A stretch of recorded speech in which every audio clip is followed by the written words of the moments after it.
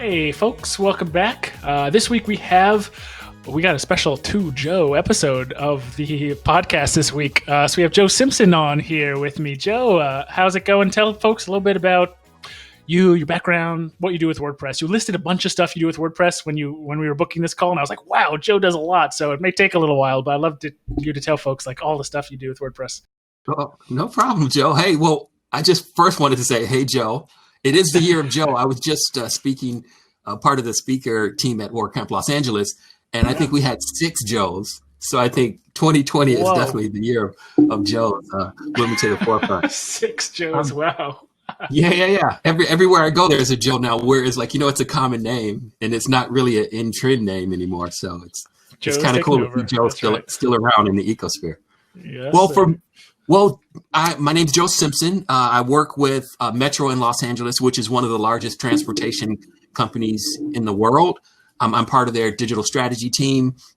I manage our WordPress blog network. We have about 15 sites, and it's constantly growing. The cool thing about it is that all the projects that we're doing, we're trying to get people out of their cars and onto public transportation because, you hear the famous or infamous Los Angeles traffic. So we're working to get people out of their cars and onto public transit. So every time a new project rolls out, we spin up what we call a vanity site. So we build a WordPress site. We have a really strong brand, and I work with our marketing and design teams to bring these sites to life, to provide information for our customers. So I'm always in the WordPress space. So that's sort of my professional job, but then my alter ego sort of came into being about 3 years ago. I had a heart event and I had to take a leave of absence. And during those 3 months, I decided to go back to the things that I really love doing. And one of those things was I was exposed to WordPress about 10 years prior to that. And I did a WordPress VIP event, and I was just an HTML guy learning WordPress for the first time. And it was amongst all the automatic team, all the heavy hitters who did all the development for the core. And one of the first things they asked us to do was spin up a virtual site on a virtual box. And I was like, I have absolutely no idea what this means. But the cool thing was my first exposure to the WordPress community was everybody bent over backwards to help me and make me feel comfortable and welcome me. So spin forward to when I had the heart event, I said, let me touch base with WordPress again. I'd never been to a meetup. I'd been to a WordCamp here in Los Angeles, but I said, let me find out what WordPress is really all about. And so I started attending meetups and going to WordCamps. And from that point, for those 3 months, I think I did 18 meetups and WordCamps. And ever since then, I've just been over the top crazy about WordPress, just trying to learn more and do the things that I really love. So giving back is one of those things, and being a part of the community has been incredible. Yeah, man, it's cool to hear all the different facets of WordPress you work in. I want to start on the first area you mentioned, which was like your professional area of WordPress. Is there like a site or sites that people can go to check out this like WordPress in this kind of environment? Oh, sure. Our mothership site is currently we're in a transition. We're looking to move that to WordPress, but our news blog, we're run by a board of directors, which is consists of like the mayor is the head of our board, the mayor of Los Angeles, Mayor Garcetti, and a number of political officials. So they run our site. And we have a WordPress blog that's called The Source, and we have its Spanish language equivalent, El Pasajero, and they're basically the news arm of our agency. So those are 2 high-profile sites, thesource.metro.net and elpasajero.metro.net. Those are both in WordPress, and they're really active news blogs. So they do between 5 and 10 posts a day covering our agency, providing information to our customers. So they're very active, very high volume. And so that's probably the first place you should look. And then we have other sites that are spun up based on projects like theplan.metro.net. We had a ballot measure initiative a few years back to fund some of our transportation projects. Spun up this site, which was a multi-language thing. So we get to do some fun things in WordPress, and that's sort of where I fit in with our agency. Yeah, so cool. I think there's so many people in WordPress are either like agency folks or freelancer folks and kind of work on those small to medium-sized businesses. There are some people that, are working on enterprise level stuff, but like this is kind of this big public space is not something I think a lot of people in WordPress experience in their like WordPress journey. So it's always interesting to hear about folks who are. Did you get into that? Like, how did you get into that area of WordPress? Was that something like you found a job doing this, and then you ended up using WordPress for it, or were you kind of involved in WordPress, and then you're like, oh, this job does WordPress in this domain? That's so cool. Well, it's probably the story that most people have. We had a lead developer and our CSS goddess. They both left our agency within a month of each other, and they handed me the source. And they said, we need to redesign it. I know. And here you go. And fortunately, we had budget, and they sent me up to the WordPress VIP intensive workshop in Napa that spring. And that's how it started. Previously, our CSS goddess, she did all the wrong things on WordPress, not to disparage her in any way. That was all of us when we started out. I know she developed directly into the parent theme and those kind of things. So my first thing was to build a child theme. And fortunately, our site was migrated to WordPress VIP, which is sort of the enterprise flavor of WordPress.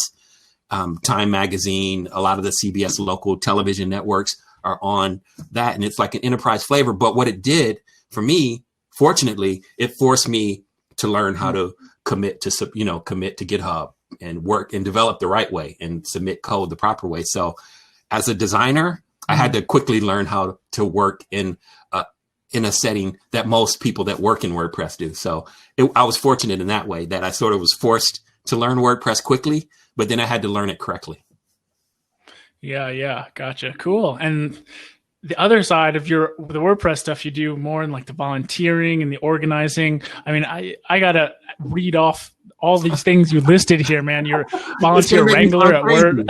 Yeah, it's good. This is crazy in the most positive sense you can be. WordPress crazy. You're volunteer wrangler, WordPress accessibility day, WordPress community deputy, WordCamp Santa Clarita lead organizer, WordPress Santa Clarita Valley meetup organizer, Elementor Santa Clarita Valley meetup organizer, and programming team at WordCamp US. So clearly you enjoy the WordPress community and helping out and continuing to grow and evolve the WordPress community. This stuff, all you've done, is this like, how long have you been doing community stuff? Over the past couple of years, over the last few years?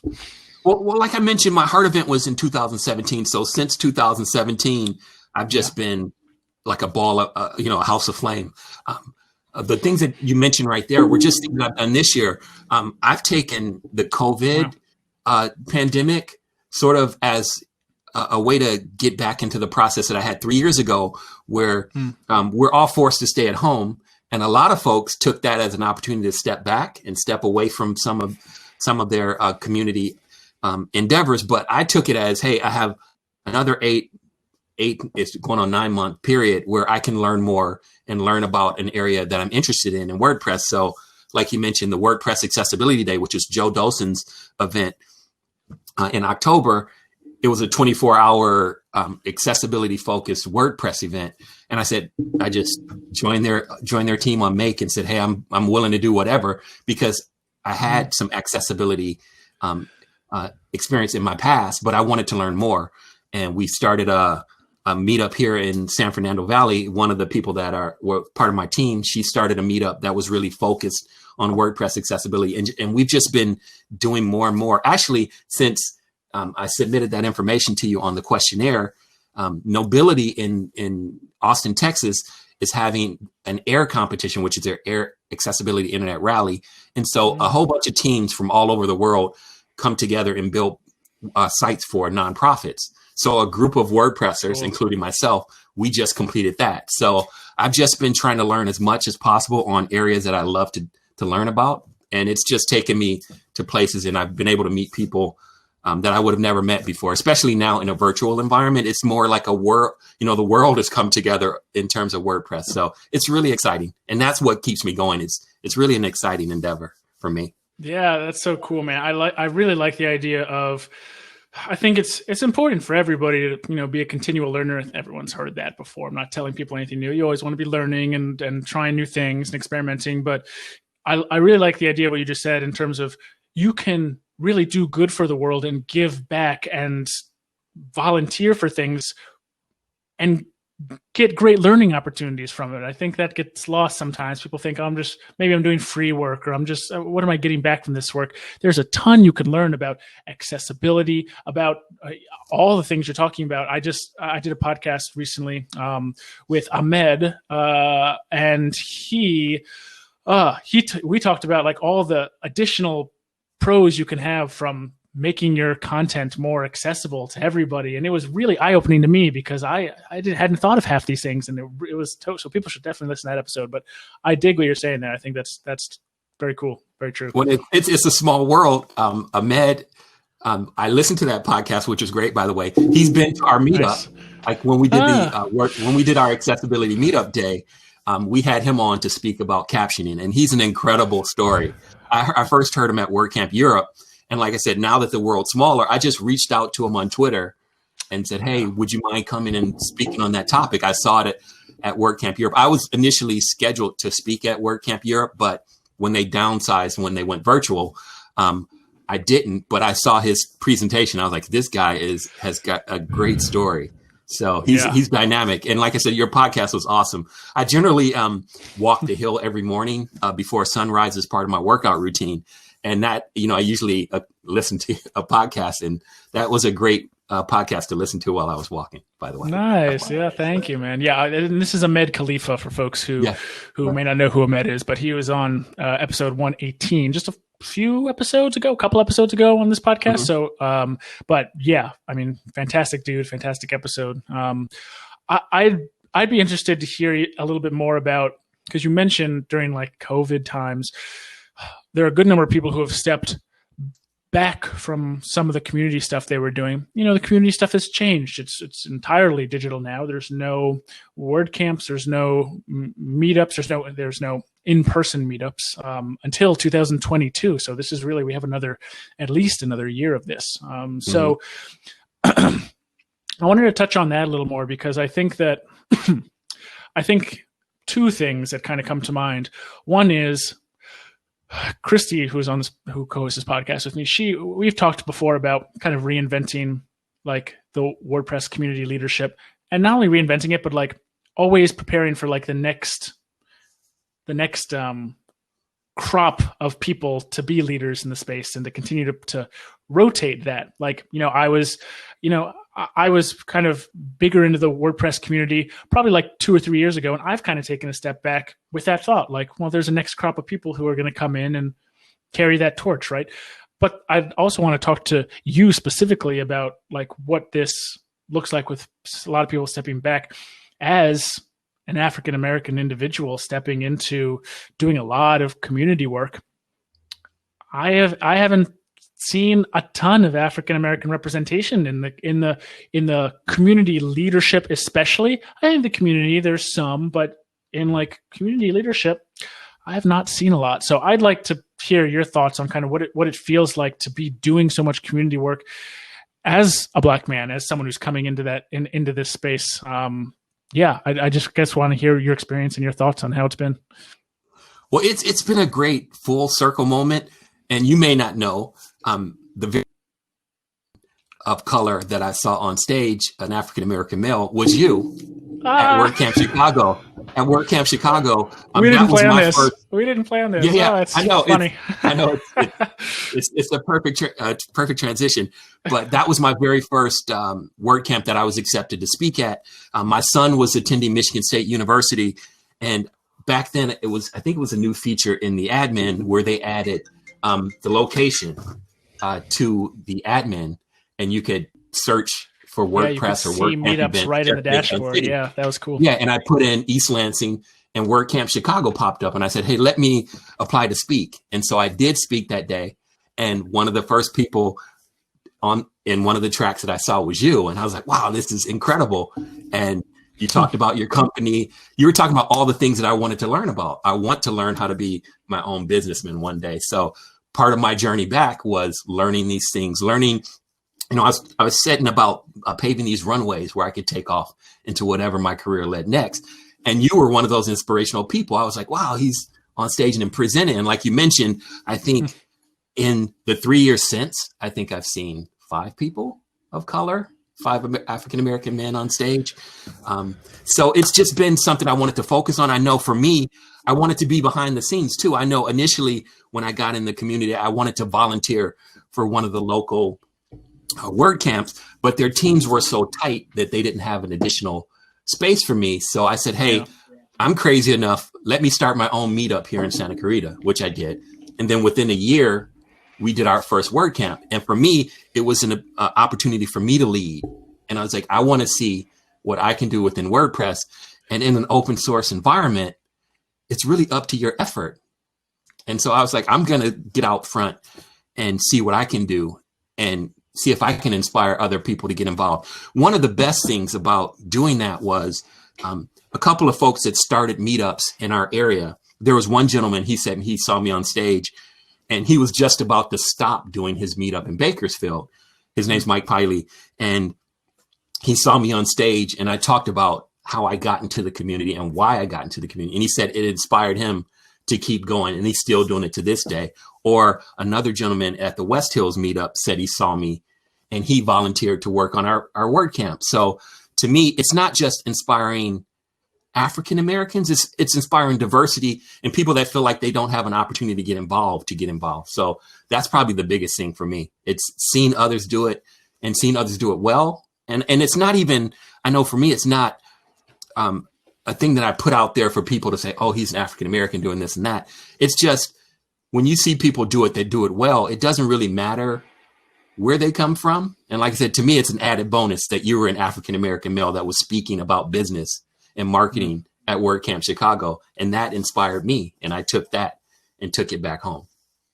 Yeah, man, I totally hear that. I follow MKBHD on YouTube. He's like a tech like reviewer and does like a lot of cool tech videos. And I remember like one comment, I don't usually look in the comments, but one time I guess I did look in the comments because I remember he did one on like what it was like to be kind of like a Black influencer. And like one of the top comments was like, you know, the reason I like all your stuff is like, I think you're the best tech, like whatever person on YouTube, not just the best Black tech person on YouTube. And that kind of stuck with me. And I hear kind of that resonating with you a little bit. Man, I'm trying to remember exactly what my topic was in that WordCamp Chicago. I tried to look it up on WordCamp TV just now, but I think they maybe never got it up on WordCamp. Yeah, they didn't put that year up. So yeah, but it's all good. But yeah, I think man. So as someone now who's kind of you know, in the WordPress community, speaks in the WordPress community, organizes. I guess, like, what are your thoughts about trying to make it a more diverse space? We talked before we came online here on this episode about kind of the lack of I'll say African American because that's what we were talking about, African American representation in terms of speakers at WordCamp US. And I think I remember from I think it was 2017 or something, it was like 1 out of like 45 speakers was African American. And I was like, that's crazy. I remember thinking and I remember talking about it being like, this is like, that's kind of crazy. Like, that's like way lower than the percentage of Black people in WordPress. Like, how come the representation isn't there? Wondering if you feel the same and if you've thought of ways to continue to maybe like recruit more people into the space, to continue to give people equal access to be able to speak, to apply to speak, to be selected as speakers? Well, I know for me, it's sort of second nature. The family that I came from, my grandmother, who was a matriarch, was a woman. My mom is sort of the matriarch of the second level, my sister. And so it's always been natural for me to work in unison with women or other folks of color to make the team stronger. I know when I'm proud of the fact that at both of our WordCamps, we had over 50% female speakers as well as male. So it's just been part of, I know what we look for and I know what I look for personally. I always look for interesting topics, and it seems to work out that it's a diverse pool that we choose from.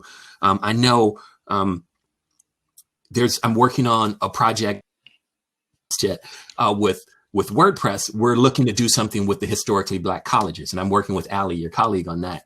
So we're trying to bring more people into the space in the African American community. I know for me, I've seen people in marketing and design of African American descent, but I want to see more developers. So how do we do that? And for me, all the events that I go to, I'm always scoping out connections or people to bring into the space. I know at our first WordCamp, there was a developer in the audience, an African American developer. So hopefully at our next event, he'll speak. So to me, it's just a matter of being aware. And I think if you raise awareness across the board, that's how diversity happens. I think a lot of these tight-knit groups, I think I mentioned before, I wanted to get involved in a WordCamp earlier, but the group was so tight, you couldn't really get into it.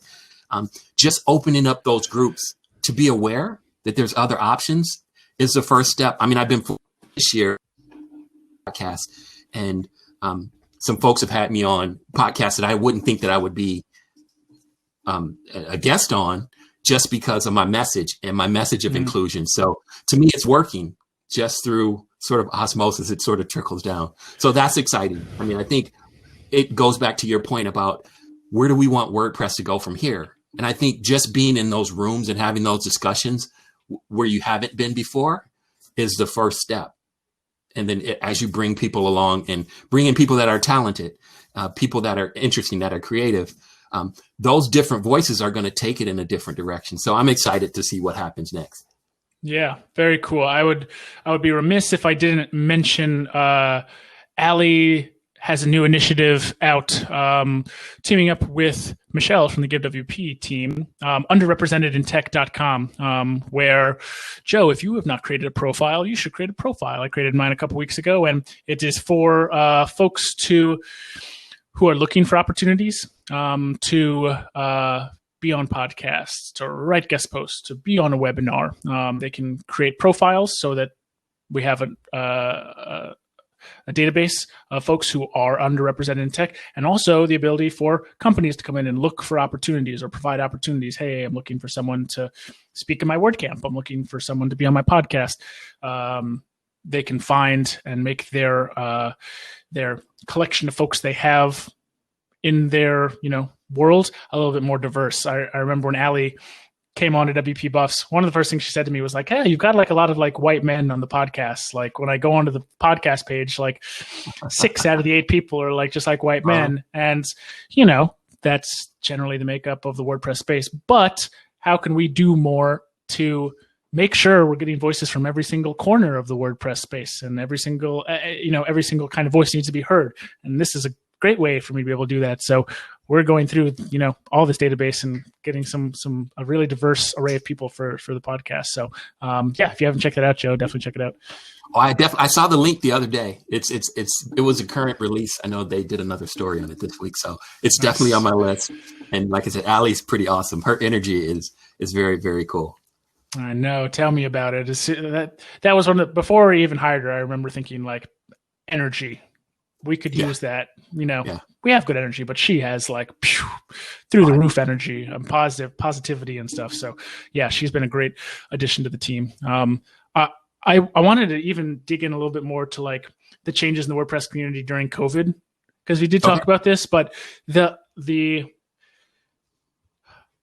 I haven't been like super community involved in the past 6 months or so. I have a 1-year-old now, almost 1-year-old. So I've taken somewhat of a step back. Thank you. I've taken somewhat of a step back in terms of I'm spending more time, with my family, and a little less time doing the online meetups and doing, obviously, like not going to WordCamp Europe and US. Like our team usually would meet up at those every year because they're not happening. They're not happening in real life.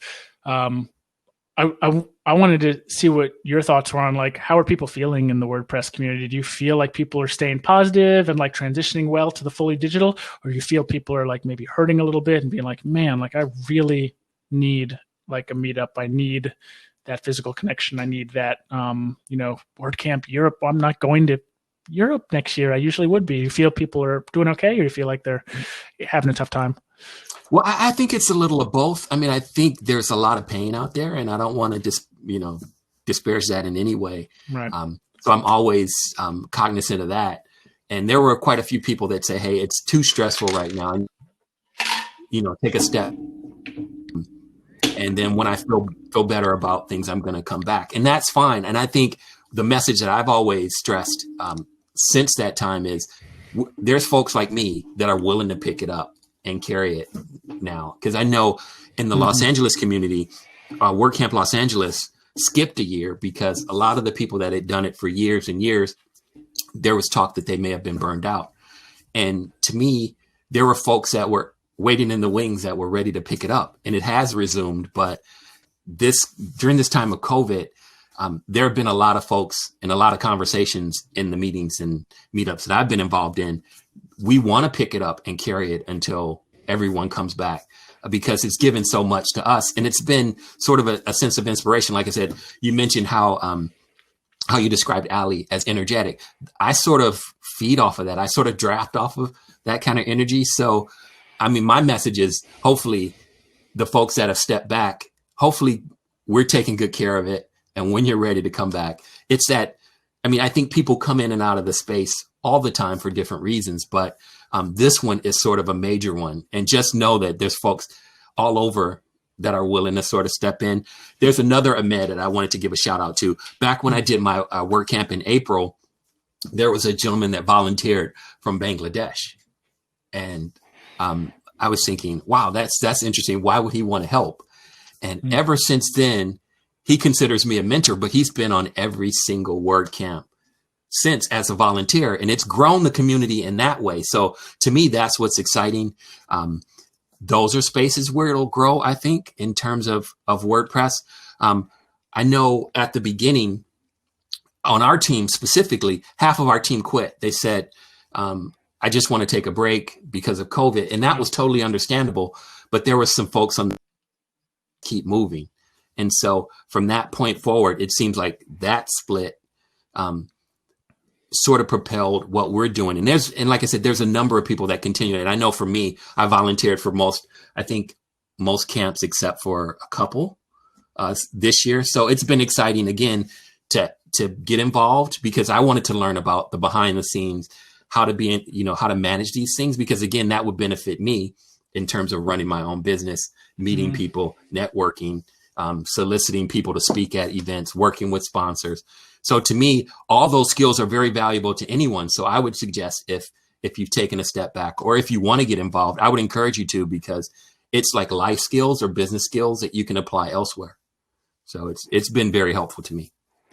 Yeah, that totally resonates with me. I think you were mentioning before about how you started this WordPress meetup and turned it into eventually a WordCamp, which I think is a common route for a lot of WordCamps. You start a meetup and get some local people there, and it really helps to be able to have a local WordCamp if you have a strong meetup there. I guess this is talking about in real life. With digital, you can reach out to the whole community. But, I mean, you did that. Like, that's a crazy entrepreneurial thing. I mean, to build a community like that, a local community, is like you built a business. If you have 100 people in your meetup, it's 100 kind of customers you have, right? Or 100 trial users. I mean, that's the same thing. And so I think a lot of those skills cross over. So if people are thinking about, I want to build a business, that's my main focus. Maybe I can find some time to do some community work or volunteer. That work and the learning you do in those volunteer opportunities and those organizing opportunities can easily transition over to building a better business faster. And I think that's something, like you just mentioned, that I made that connection to that's totally true. And so if people and I know there are a lot of folks out there who may not have been super involved in the WordPress community in the past, or maybe have stepped back, but there are so many opportunities now, I know, with, community leadership. Like, Joe, you jumped in, and the first time you said, hey, what can I do? Like, that's all you need to do. You got to find the right Slack channel and message the right person. Be like, hey, what can I help with? What do you need help with? I'm here to volunteer. You can get a lot of those learning opportunities by just not even being super proactive, just being a little bit proactive, and that can spark something that leads you to being a big person in the community, Joe, right?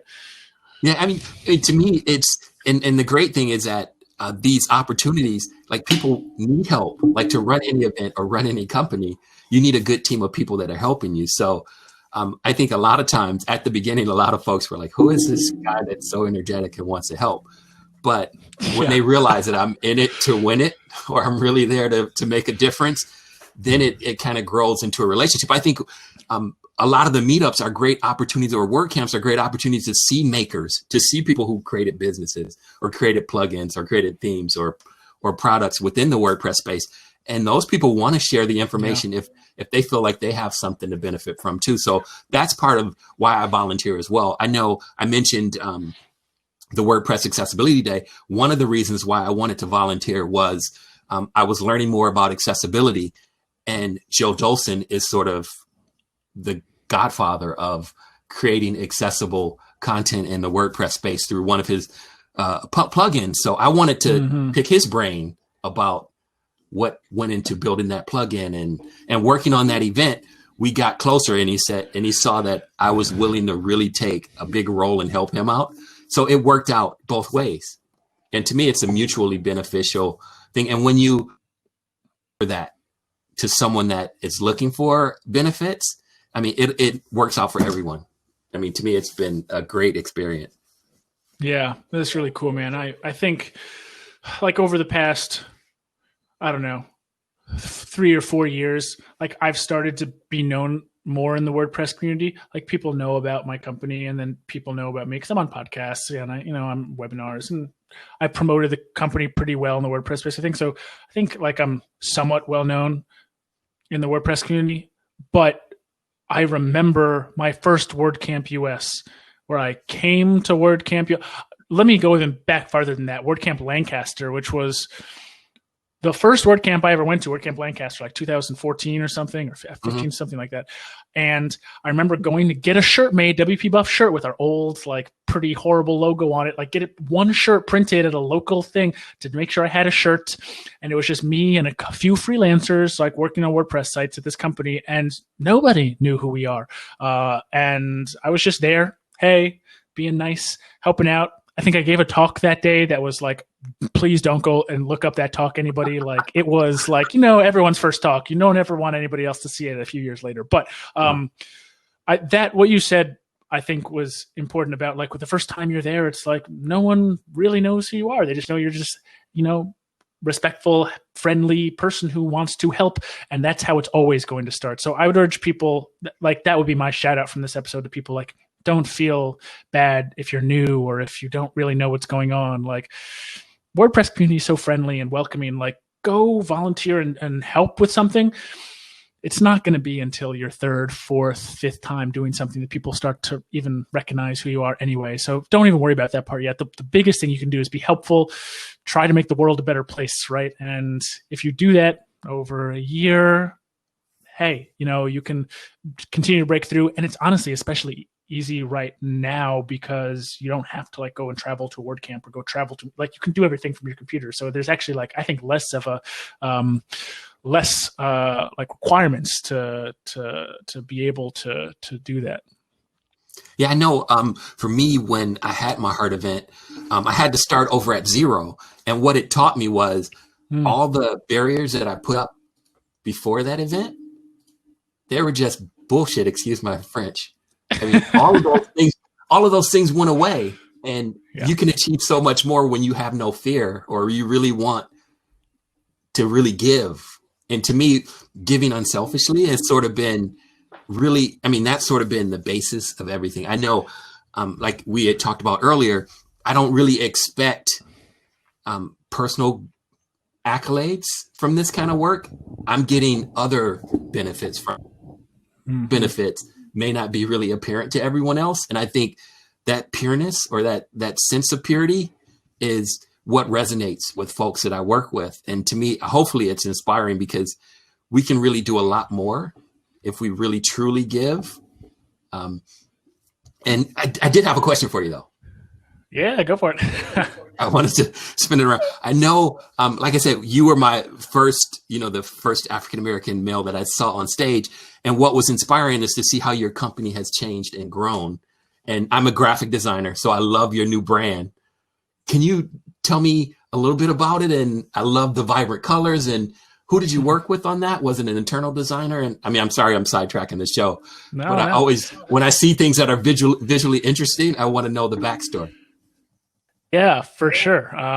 So yeah, for folks who listen to this podcast pretty frequently, we actually did a podcast episode. I think we did 2 podcast episodes about it, and we have a nice blog post up on the blog about it, so people can go check it out. I'm looking it up right now just to see like what the URL is, because I can't really remember exactly what it is. But yeah, it's just if you go to the blog and do a search, it's just like the new WP Buffs has arrived, and it tells this whole story. If people want to get into the weeds of things, of all this stuff, but I'll do like a high level right now about it. Yeah, so I mean we got to the point where we just realized we needed a new website, a new branding. There were a lot of reasons for this. We'd grown a lot in the past few years. We were a much different company than we were 3 years ago. We had new services like our white label program, which we kind of plugged into our old website, but like we wanted to, we needed to re-UX everything to make it all make sense. We had raised our prices also. So I think we needed like a more premium professional feeling brand to match some of those pricing increases. And yeah, we actually worked with a company they did the rebrand and the website redesign for us. The company is called Dose Media. I think their company is dose.media. I'm finding that website now so that I can give them a shout out. Dose Media. DuckDuckGo. Ghost.media is the website. They're awesome. Honestly, the reason how I got hooked into them is Brad Tunard, who's been on this podcast before. He runs Delicious Brains, which is a company you may have heard of in the WordPress space. He has a whole blog post about how he worked with them on his rebrand for all his plugins. So I got connected with them, and man, they were awesome. 2 guys who run a premium design shop. They did our new branding and they did design the new website for us. So yeah, and working with them was super easy. And then we did all the development in-house, made some design changes last minute, not last minute, but in the development process, just for, because things are always changing. And yeah, launched, and I think launched pretty successfully. We had like our record sales months, the month we launched and the month after we launched. That's awesome. So those are our 2 highest grossing months, are our 2 biggest sales months ever, not our 2 biggest revenue months ever, but our 2 biggest sales months ever. So it did well. And then we kind of had a new floor of sales activity, which has been good. We usually get like 1 to 2 sales a day, 1 to 2 new customers or white label partners a day right now. So yeah, hopefully that kind of answered your question. I think you just asked about the brand in general. Like I said, yeah, it's very nice. Like I said, it definitely stands out, which is what you want your mark to do. So yeah. Very nice. But yeah, cool, man. Yeah, I like answering questions too. I'm on a lot of podcasts too, so I'm always interested in people asking me questions. But yeah, one thing I did want to finish up, we can start wrapping up now, but the thing I wanted to wrap up on was that you are planning a new WordCamp right now in the middle of COVID stuff, or you're at least in the beginning planning cycles of starting to plan for the 3rd annual WordCamp Santa Clarita. And so just want to know how that was going I assume you're having a digital event. I know you're having a digital event. So what does that look like in terms of planning, and how's the planning going? How's it different than how it usually is? Well, we're in the very, very early stages. Now I think the WordPress or WordCamp events are going to be more regional. So there's discussion of whether, we're going to combine multiple Southern California WordCamps into one event. So that's the big holdup right now. What we were hoping to do was maybe, there's been WordCamp for publishers or, WordCamps that have a specific goal in mind. Again, since we've been doing a lot of accessibility this year, we're thinking of a WordCamp for accessibility. So that's a theme that we're thinking about. It's great because now that, this past 8 months, I've sort of targeted a number of folks that I think would do great in a virtual space. I know they're looking at doing more workshop type events in the WordPress space. So that's exciting too, because our WordPress meetups are really focused at beginners and hands-on. Like most of the times I speak at WordCamps, it's on how-tos, and it's aimed at beginners. So we're looking at doing more workshops than in previous years. We're looking at making sure that the WordCamp is accessible. I know at the beginning, WordCamp San Antonio did it on a different platform, and it wasn't as accessible, and there was sort of a dust up in the community about it. And so from that point forward, they went with a different process that was more accessible, but we still have more work to do. So in this time since that first event, I've met people like Ahmed or someone like Merrill in Austin, Texas, who are people that have a disability, and they've given us a lot of good input on how to make sure that the next event is going to be as accessible as possible. So I'm really excited about that. We have a lot of great leaders in our region. Sumner Davenport is sort of our guru on accessibility. So she's been on my organizing team here. So I'm looking for her to take a bigger role in shaping it in terms of accessibility. So we're excited about that. We're hoping to do something different, but something even more accessible and inclusive for all people. So it ties back in the message of this talk, which is more inclusion, more diversity. So we're excited. Yeah, very cool, man. The accessibility thing it's hard to get 100% right. We did the virtual summit, WPMRR virtual summit earlier this year, and we were probably about 90% there in terms of accessibility, but we had a few things that weren't as accessible as they should have been. And we learned from them, and we'll fix them next year. But I know how there's so much to do. There's a lot of different aspects from captioning to making sure the actual WordPress site is accessible to making sure it's accessible on different devices and browsers. I mean, all sorts of work. Sounds like. And I'm sure you can probably use some of the learnings from some of those WordCamps in your WordCamps, right? Oh, now you know what to focus on a little bit more in terms of some of the things that didn't go perfectly in other WordCamps. Well, you can use those. Hopefully they did like a write-up or something. We did a big post-summit write-up of the things we did right, things we did wrong too, that I believe is on the WP Buffs blog as well. So you can go read that, and we put it up there so other people can not make our mistakes too. So definitely give it a read. Awesome. Yeah. And we've been doing a lot of documentation too. And that's part of giving back to the community. Like a lot of the folks on the WordCamp, I was on the WordCamp US team before it was canceled. And we were trying to implement a lot of the lessons learned from the earlier WordCamp. So now that we have 8 months worth of WordCamps, and as we go into 2021, it'll definitely help shape a more accessible camp. Awesome. Very cool, man. Well, thanks again for hopping on. This has been super cool. It was really cool to connect with you. I don't think we had connected here before, and so it was really nice to finally do that. Tell folks a little bit about where they can find you online, social media, personal website, all that jazz. Oh, sure. My site is joesimpson.info. You can find me anywhere on social media, just Joe Simpson Jr. So Twitter /Joe Simpson Jr., Facebook /Joe Simpson Jr., that kind of thing. So Joe Simpson Jr. is a place to find me. I'm on Instagram, all the different social media places. And I'm just starting a YouTube channel. I just purchased a much better camera. Hopefully you can see from what we've been doing here. And so I'm producing more videos and producing content, hopefully to set up a self-service or a business where people can pick up tutorials and things of that nature. So hopefully that'll be coming out soon with the focus on accessibility and user experience. So. Yes. Awesome. Very cool. Well, we also recently started a YouTube channel, and we do a WPAMA there. So I'm not sure if you've done it already, but if not, we'll hook you up with Allie, and she'll have you on to do an Ask Me Anything session, because that'd be cool to have you on there as well. Awesome. Thanks so much, Joe. Yeah, cool. All right, folks. If you are a new listener to the show, you can give us a review. We love our 5-star reviews. Leave something you learned about this episode. Hey, Joe taught us about, accessibility and how to do a WordCamp during COVID.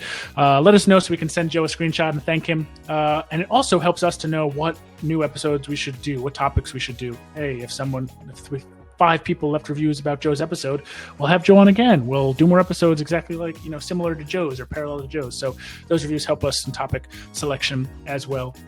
Also, if you're a new listener, go and binge some old episodes. We've got like 120 or so old episodes of content, no matter what your challenge is, building a business or, trying to increase your monthly recurring revenue. I mean, I could say a million things right now, but any WordPress challenges you're having, we've probably talked about it in the past. So go search for it on WPMRR.com/podcast and see if there are any episodes for you right now.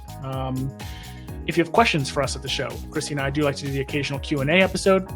Shoot us a question or a collection of questions, yo@WPMRR.com, and we will get them answered for you. That is all for this week. We will be in your podcast players again next Tuesday. Joe, thanks again for being on, man. It's been real. All right, Joe. Years Joe continues. There you go. See you, everybody. Bye.